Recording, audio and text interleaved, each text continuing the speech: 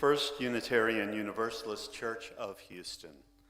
I'm the Reverend D. Scott Cooper, Assistant Minister for a church that welcomes you and extends a heartfelt and inclusive invitation to join us in meaningful worship and in service to the world.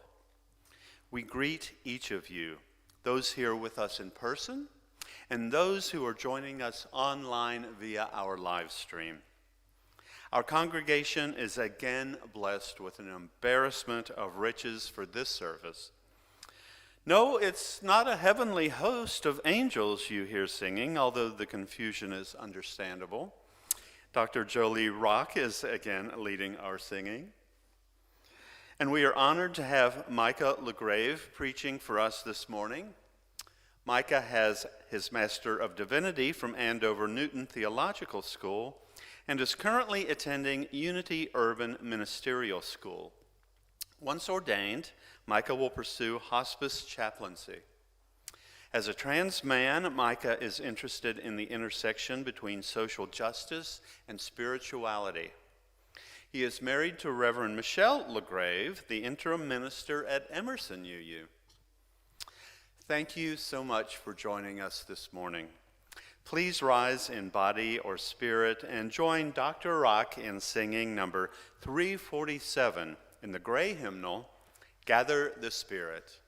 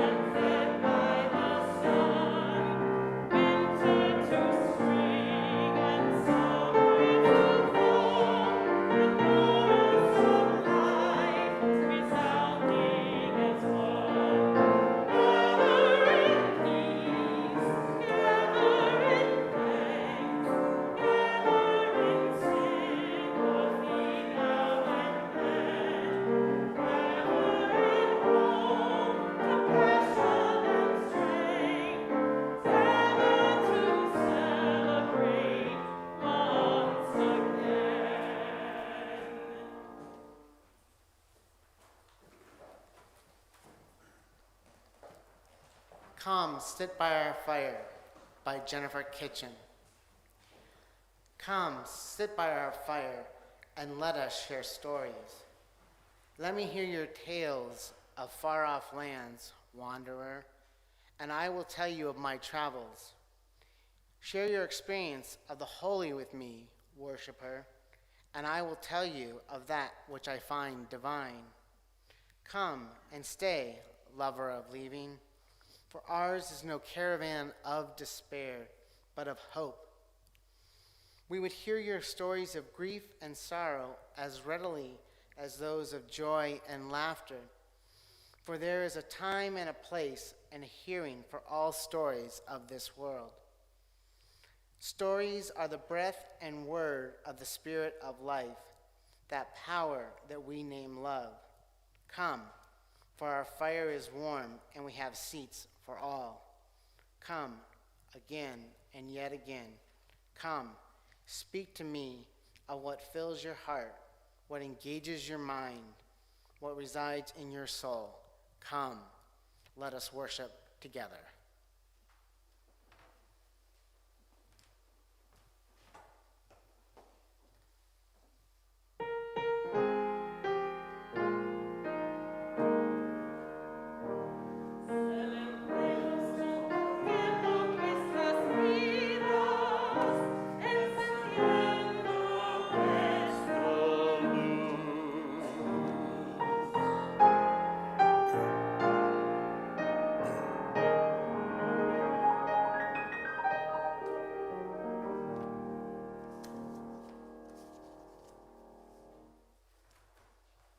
Candles have been used for centuries for rituals and by myriad world religions. Light, being considered the symbol of joy and life-giving power, goes back as far as human history and appears in many cultures. Today, we acknowledge a convergence of several observances and the beginnings of holidays as we light these candles as part of a unique ritual. In the Jewish faith, the 8-day holiday of Hanukkah, or the Festival of Lights, is celebrated by lighting a special Hanukkah menorah to commemorate the rededication of the temple in Jerusalem. The Hanukkah lights symbolize that God maintained his covenant with the Jewish people during a time of oppression and their resistance to that oppression. While we don't presume to replicate a solemn Jewish ceremony, we do light a candle on this, the first day of Hanukkah, in recognition of our tradition's connection to Judaism, in honor of the Jewish members and friends of our congregation, and as an expression of solidarity with Jewish communities here in Houston and throughout the world. It is also the first Sunday of Advent. We light a candle in the Advent wreath to mark both the days approaching the solstice and the advent of Christmas. Inspired by the neo-pagan tradition, this first Sunday of Advent, we light a candle in the south, honoring the element of fire. Fire burns away the old and creates space for the new. Fire flames in the sky in the form of the day star. The sun warms and blesses and brings energy to nurture all life that we know. Fire can also destroy. We light this candle mindful of the gifts and dangers that fire brings. Wednesday, December 1st is World AIDS Day, first observed in 1988. Each year, organizations and individuals across the world bring attention to the HIV epidemic and call for an increased response to move towards ending the HIV epidemic. Today, we light this candle in memory of those we have lost to AIDS, to honor those working to erase the stigma, and to thank those working to make sure fewer people die each year from the disease. In our May 24th, 2020 service, we combined a Memorial Day remembrance and candle ritual with one to remember those who had died from COVID-19. The first cases had been reported in the United States just months before, and by the day of that first candle ritual, there had been over 90,000 deaths. We have repeated this ritual since then as the numbers of those who died multiplied, each time hoping the need for such a remembrance would soon be unnecessary. Sadly, we marked the year anniversary of these rituals with another, still online, but hopeful because of a vaccine. As we were in August, we are again in this sanctuary, but the existence of safe, effective vaccines has not prevented continued infections. Lives continue to be lost. And so, yet again, we also pause to remember and mourn those who have died due to the pandemic sweeping our country and world. The last time we lit the large candle in August, there were 216 million confirmed cases of COVID-19 and over 4.5 million deaths across the world. Today, there are 261 million cases and over 5 million deaths. We again light a large candle for all those killed by this pandemic across the world. The number of deaths in the United States has increased from 636,000 in August to 777,000 today. Each number represents not only an individual who died, but family and friends who mourn. We cannot light a candle for each of these, but each small candle we light represents over 50,000 lives lost so far in this pandemic. This pandemic has worn on far longer than we imagined, going on 2 years. And has claimed far more lives than we could have imagined. We mourn for those lost and hold their families and loved ones in the warmth of our community. More than 17,000 more people have died from COVID in Texas since we lit these candles. From 56,500 to nearly 74,000.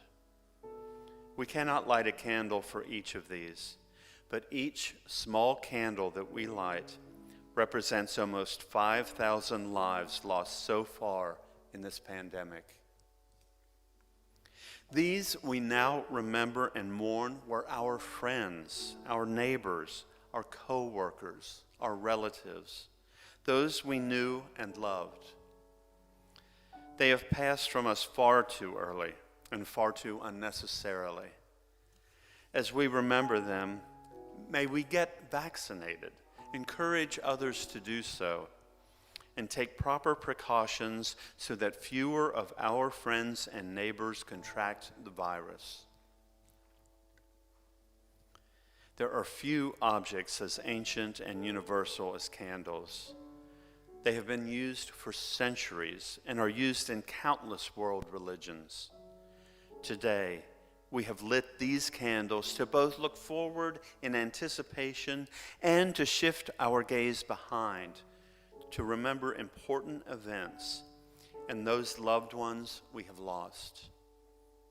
May the warmth and light of these candles remain with us in the days ahead. Amen.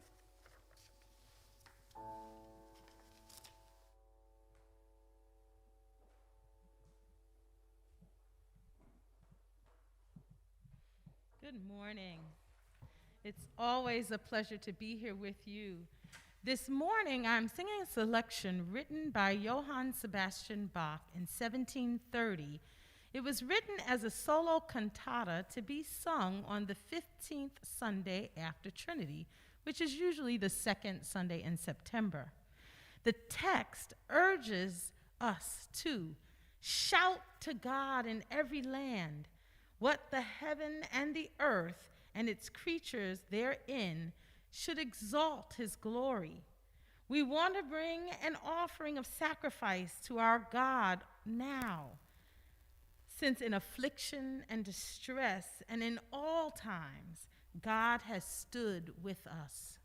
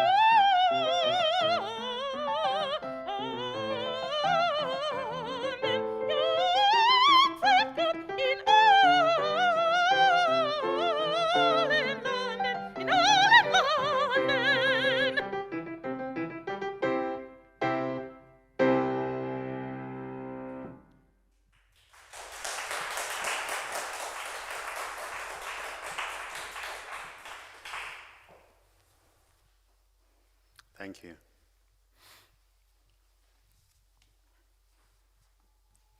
Please join with me in the spirit that some call meditation and others name prayer.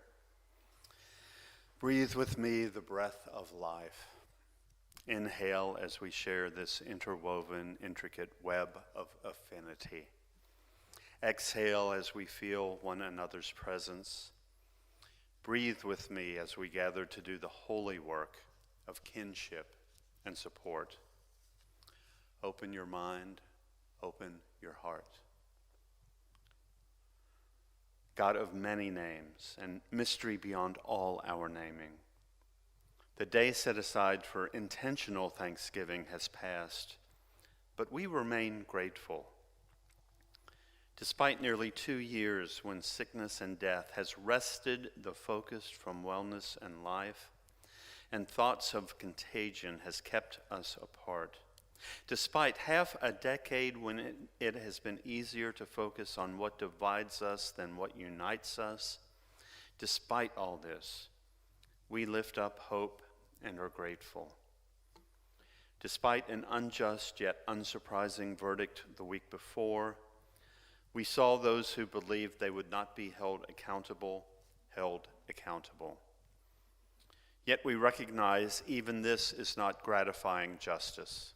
The authorities had claimed there was no cause to arrest the murderers, and only after public outrage and leaked videotape was a trial allowed. Despite all this, we are grateful and lift up hope, because we know we will join with and amplify the voices of those typically ignored by our justice system. The world is full of both joys and concerns. Despite this, or perhaps because of it, we lift up hope and are grateful. We pray in the names of all those known and unknown, present and absent, remembered and forgotten. We pray in the names of all helpers of humankind. Amen. We pause now together to lift up that which sits heavy and light on our hearts. We hold Penny Serling and her family in our hearts. Her father, Robert Serling, passed away at the age of 98. We continue to keep Rebecca Gray, who is very ill, in our prayers. Rebecca is the partner of Patrick Martin, the son of Edie Shreve. Rebecca and Patrick live in Seattle. And I must mark the passing of the preeminent Broadway composer and lyricist in my lifetime, Stephen Sondheim. Rarely has one person so transformed an art form. I invite you now to say the name or bring to mind those you wish to be held by the loving embrace of this religious community. They are part of the great cloud of witness and memory, and we will, even if we do not know their names, hold them in our hearts.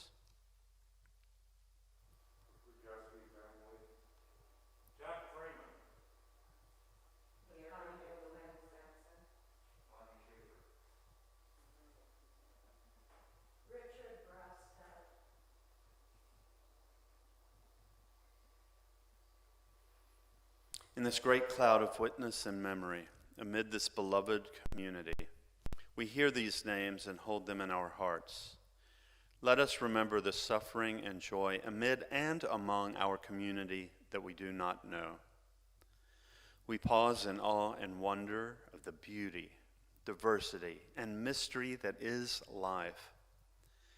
In the spirit of love, in the spirit of hope, and in the spirit of compassion, I invite each of you to enter into a time of silent prayer, meditation, or reflection.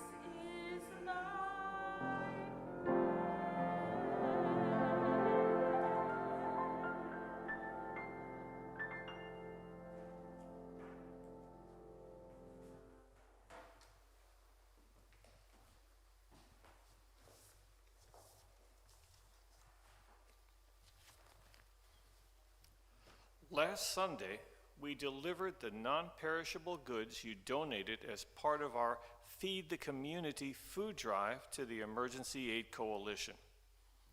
Because we know that needs aren't completely met by the generosity shown by the fourth Thursday in November, the EAC is again the recipient of our shared offering this week.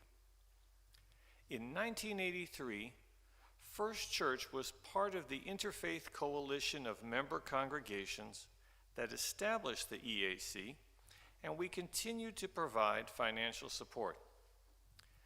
We invite you to make your shared offering to help the EAC assist our neighbors who are now facing greater challenges due to the current health and economic crises.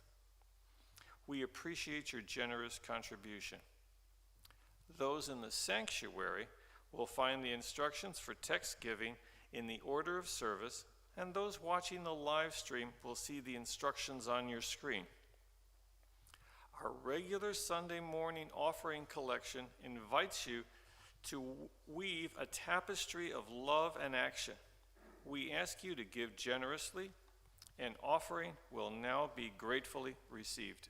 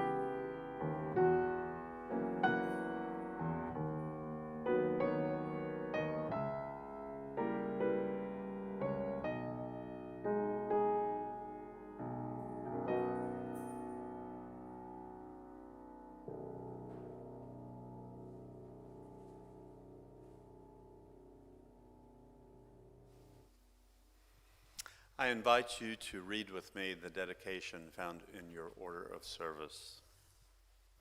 To the work of this church, which is weaving a tapestry of love and action, we dedicate our lives and these our offerings.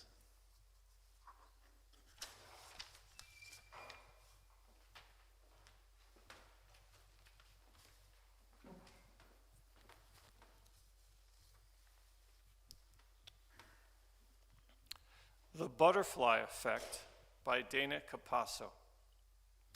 The delicate flapping wings of a butterfly have the power to set molecules of air in motion, in turn moving more molecules of air. A tiny act that is eventually capable of affecting weather patterns on the other side of the planet. This notion comes from a concept within chaos theory called the butterfly effect.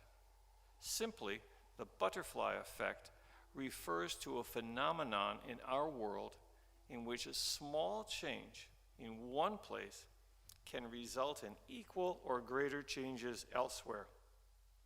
This may seem crazy, a tiny butterfly changing global weather patterns? Not only is the butterfly effect a real scientific theory, but it's also an intriguing philosophical idea.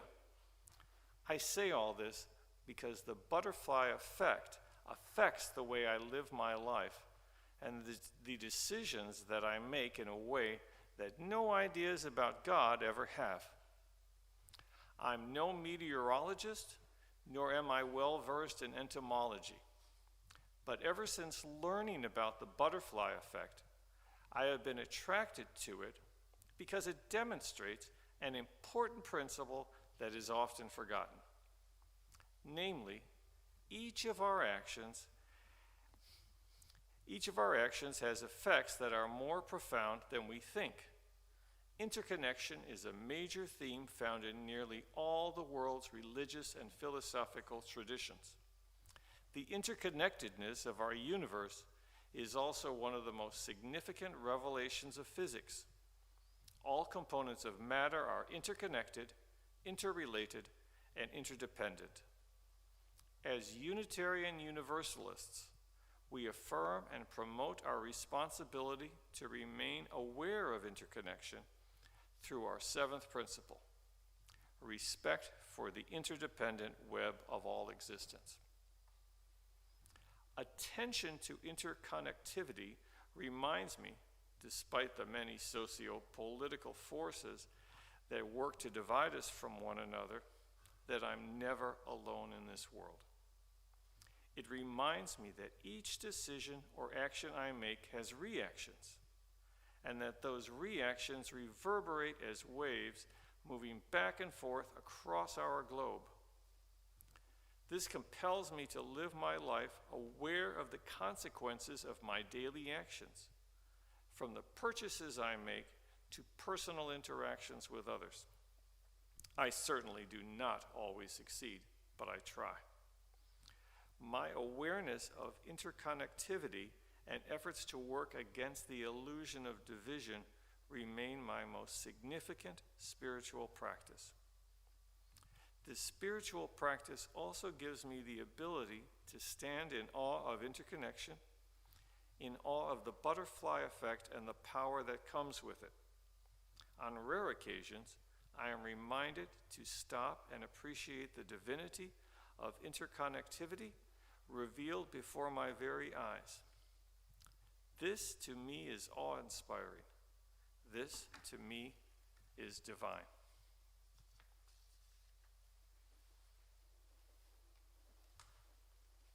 I invite you to find the teal hymnal in your pew and open it to hymn number 1023. And join me in singing. Please stand.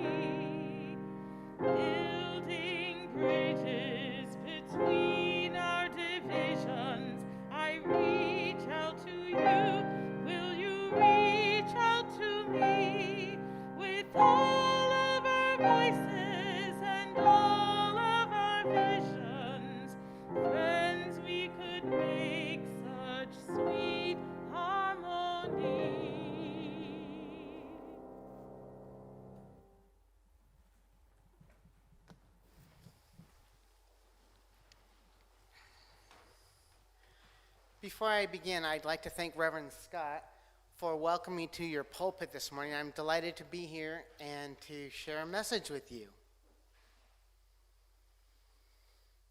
In Unitarian Universalism, there are 7 core principles which unite congregations around the globe. It is these core principles which guide the way that people are to relate to each other and the world. The 7th principle reads, respect for the interdependent web of all existence of which we are a part. The first principle upholds the inherent worth and dignity of every person. How, in this divisive environment, are we to live out these principles?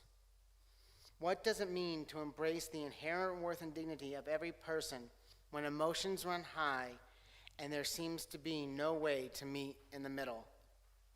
We are indeed a divided nation, and at times it feels so discouraging that we do not know what to do. Even when we are around like-minded people, there is often disagreement about how to bring about the change we seek. I think back to the 60s when there was tension between the work of Martin Luther King Jr., Malcolm X, and the Black Panthers. These movements were on the same side of history. They each sought to bring about social change through racial and economic justice. However, their methods were very different. Who was right? I once heard a great statesperson, Andrew Young, say, when asked about the Black Panthers, someone had to kick down the door so that I could walk through. In this, he was saying that each movement was necessary to bring about social change. Even as great as the changes that were brought about by the civil rights movement were, they are not enough. These changes took place within a system that is based on the belief of separation and lack. It is a system that is very much alive today. In order for true equality to come about, we need to raise our consciousness as a society to a new way of thinking about the way that we relate to each other. We need to move beyond a dualistic system and embrace one which celebrates the unique gifts that each and every person brings to the table. The current mentality that we have is not working. We have created a mess that needs fixing, and it is up to each of us to be a part of the solution. In his book, Creating a World That Works for All, Sharif Abdullah suggests 3 types of belief systems that define the way that people throughout history have lived. There are the keepers, the breakers, and the menders. He defines keepers as indigenous people who live their lives inextricably connected to the local ecology. Their fundamental operating beliefs are we are one. Keepers behave as though they are a part of the earth. For them, no one group or species is more important than any other. Breakers are people whose fundamental operating belief is I am separate, and whose operating assumption is there is not enough. The breaker story is creating a world that works for me. Breakers treat the earth as their own property, a life support system for them to use as they please. They seek ever greater control over all aspects of life on earth, while behaving as though they were exempt from the laws of nature. Menders are people whose fundamental operating belief is we are one, and whose operating assumption is there is enough for all. Menders seek to restore the balance with the earth and consciously live their lives as an integral part of a living, sacred planet. They seek ways to bring healing to themselves and to the earth. For Abdullah, we are currently operating out of a breaker mentality which has gotten us into the mess that we are currently in. He passionately lays out how we got into this mess and how we can become a mender society by raising our consciousness to an awareness that there is no separation between all of creation. The truth is that we are all breakers. We have been socialized into a dualistic system which nurtures beliefs in rugged individualism and celebrates the achievements of humankind over the interests of the rest of creation. The other truth is that we all have the capacity to be menders. What is necessary to move from breaker behavior to mender behavior is a consciousness of our interconnectedness. Each day, we must examine our behavior against the yardstick of how what we are doing is contributing to the benefit of all. We must also examine our core beliefs which shape our behavior. Where are our beliefs and our behaviors contributing to the belief in separation? Where are we embracing belief in lack? We live in a dualistic society where things are defined as good or bad, Democrat or Republican, have or have not, illegal or citizen, male or female, educated or uneducated, blue collar or white collar, believer or unbeliever, racist or anti-racist, gay or straight, able-bodied or disabled.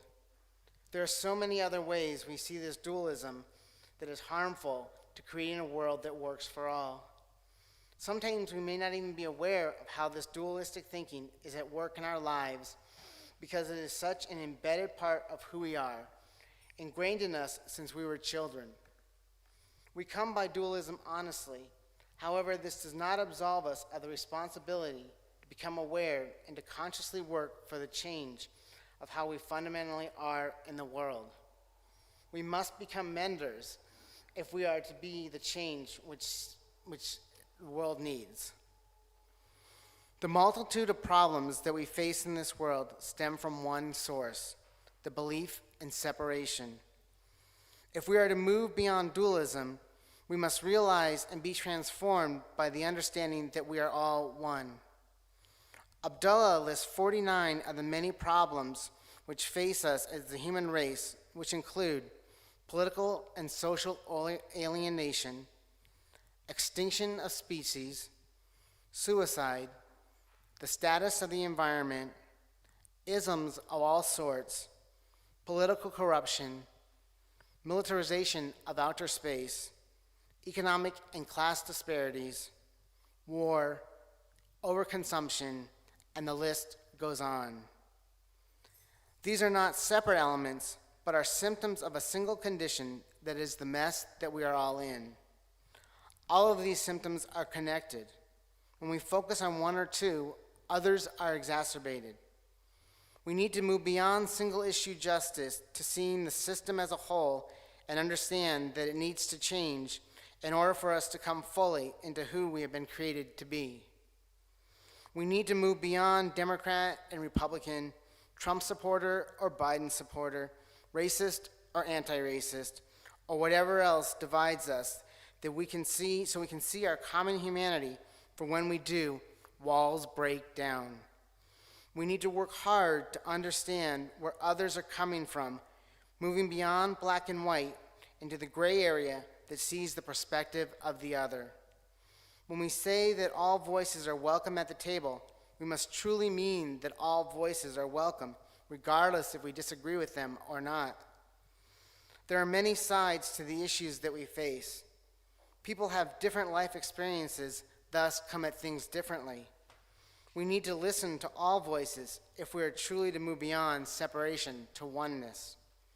We need to move beyond the categories and labels that we have created in order to see through the illusion of separation. The other illusion is the illusion that there is lack in this world. There is ample supply for the needs that we have. We do not have a supply problem, we have a distribution problem. We have not yet tapped into the imagination which sees a system that works for all beings. What would it mean to move beyond an economic system which rewards those who exploit others for their own benefit? What would it mean to live in a world that sees each being as valuable and worthy just because of who they are, as expressions of the force of energy that is the source of all life? What would it look like to live in a world which works for all? In 1957, a Sri Lankan named A.T. Aryante, a high school teacher, took groups of high school students to poor villages in Sri Lanka to donate their labor. This was the beginning of the Sarvodaya Shamada movement. Today, it is a large self-help development movement based on the Buddhist and Gandhian principles. They have orphanages for battered children, work to promote women's projects and economic development, have Gramme-style micro-lending banks, and so much more. In 1997, Abdullah went to Sri Lanka and experienced something of what a world that works for all could look like. There, people from all around the world came to donate their time and resources to work at Sarvodaya. The group is a comprehensive, nonviolent social transformation project. Part of the movement at Sarvodaya is a Sarvodaya canteen. Here, meals are served, and twice a day they have a British tea time. Lunch is the biggest meal of the day. The noontime meal is unusual in the following ways. Foreigners are set at a table with tablecloths, served with fine china and family-style platters filled with more than enough food to satisfy everyone. Sri Lankans, on the other hand, eat from a wide, shallow bowl made of metal. They line up at the kitchen door and receive a large portion of food to be eaten at the other tables in the room. Should they desire seconds, they are free to return to the kitchen for more. To those of us who have done any diversity training, this might seem discriminatory. Why doesn't everyone receive their food in the same way? In order to understand, we must understand Sri Lankan culture. In Sri Lankan culture, to offer abundant food and hospitality to guests is what they do. What is important is that this system works for Sri Lankans. For all who eat at this canteen, there is enough. No one walks away hungry, and their culture is honored. This works for all because it follows the hallmark principles of creating a world that works for all, according to Abdullah. The first principle is enoughness. Everyone has enough, even though resources are not shared equally. The second principle is exchangeability. Trading places would be okay. In other words, would you be willing to trade places with the other person? For example, in our culture, would you be willing to change places with a person working a minimum wage job and struggling to make ends meet? Would you be willing to change places with someone living in a low-income neighborhood with rundown housing? If the answer is no, then the principles of enoughness and exchangeability are not working. The third principle is common benefit. The system is designed and intended for the benefit of all. If these three criteria are met, then we have a world that works for all. In these three principles, Abdullah is giving us something to work for rather than against. There is so much energy spent on working against that we stifle our creative imagination to work for and toward a world that works for all. What would it mean to work for rather than against? When justice is on our side, there is no stopping the train. However, we must remain centered and focused on what we passionately believe in. To act from a place where we are against something gives energy to a fight that is not helpful. It only furthers the divide because we are not offering another solution, another way to address core issues.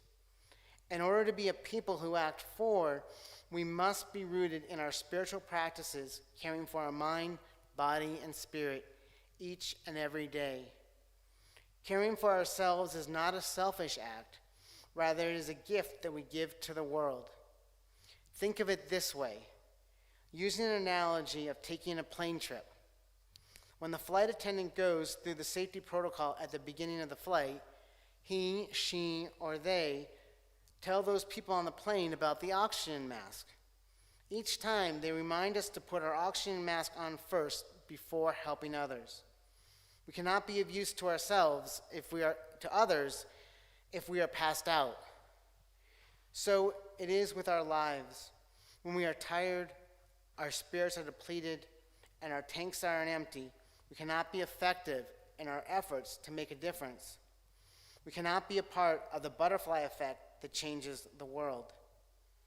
In order to be intentional, we must open our hearts wide to all beings, seeing them as people just like us. Each person in this world is living the best life that they know how to live. Maya Angelou said, "Do the best you can until you know better. Then, when you know better, do better." Sometimes people just do not know better. We must assume that everyone we meet is doing the best they can with what they have, and we must assume the same for ourselves. We do not always know the right course of action to take, but we can treat others, even those who are not like ourselves, with love, respect, and compassion. The truth is, we are one, united by a common creative energy. There is no separation. It is only in our limited human perspective that we see us versus them. We need to move beyond this sort of belief system. Each of us fits into a category that in one way or another has been marginalized. It is not that people who seem to believe so differently from us do not care about the things we care about. They just do so from a different perspective. We are so busy trying to get our points across that we often do not hear the heart of another. We do not hear their needs. We live in a broken society that makes it nearly impossible to live out true justice. What we need to do, Abdullah argues, is to imagine a society that breaks free of the status quo. He says that we need to move beyond labels in order to see each person as worthy of our love. I believe that we are all created in the image and likeness of divine spirit. Therefore, each of us contains the very DNA of divine energy. Put another way, each of us has a spark of the divine within.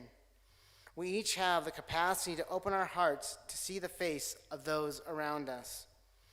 When we do not know what to do, we need to ask ourselves, how can I see the divine spark in the face of the other? To the extent that we are able to do this, then we are acting from a place of true compassion and love for the divine spark, and the other is to truly open ourselves up to authentic communication. It is to be vulnerable in ways that transform us from the inside out. To create a world that works for all, we must examine our own biases and the ways that we categorize people. We must look into the eyes of others and see them as precious siblings who have wants, needs, and desires. We must take the time to ask questions. Be curious. Look at the world with wonder and imagine together what a world that works for them might look like. There's a lot of pain in this country of ours. We must not be afraid to look at this pain. We need to embrace it rather than resist it. For it is only in embracing the pain of others that we can see the pain in ourselves. We need to heal this pain in order to be made whole. Breaking down the barriers that divide is the only way that we are going to get out of this mess. We need to take our power back and define for ourselves what we are going to embrace and work for rather than what we are going to fight against. It is as we do this that our creativity and imagination flow and we are able to make true and lasting change. What is your dream? How are you going to be a mender that transforms the social order and creates a world that works for all? And so it is, and so we let it be.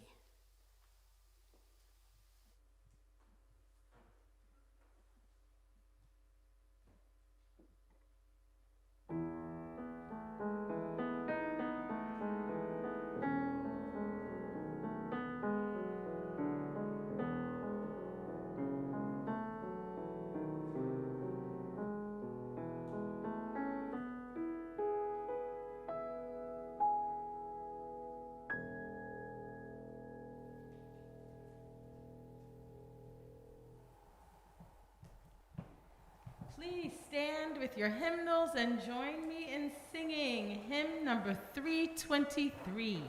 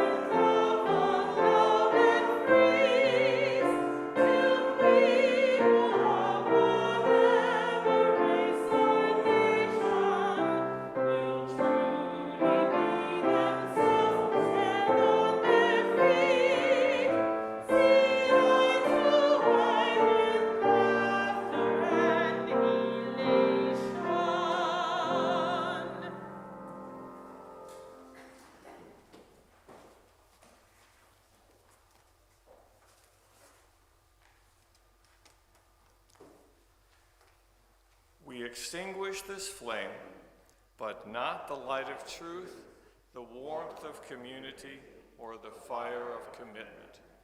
These we carry in our hearts until we are together again.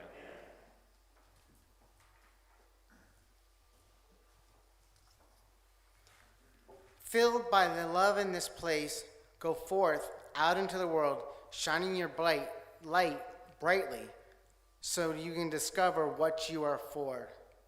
Live your dreams fearlessly, embracing who you are as a divine spark. Be the bridge that creates a mender society. And so it is, and so we let it be. Amen.